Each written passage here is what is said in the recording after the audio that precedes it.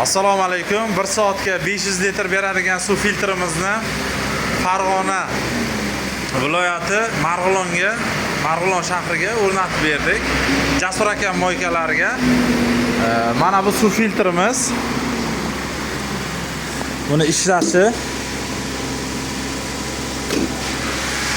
Bu suv filtr skvajinadan oladi, sammoyka varianti bo'ladi.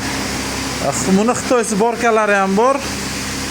Suv biznesi uchun ham отдельно Xitoy zborkalari bor. Bu sammoyka uchun yengilroq variant bo'ladi.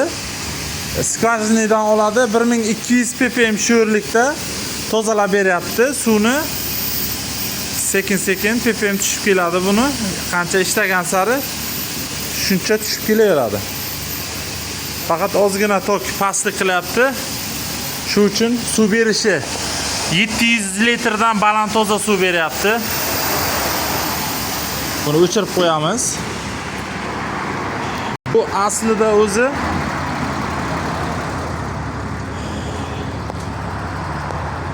qo'lda yuviladigan moyka bo'lgan bu aslida.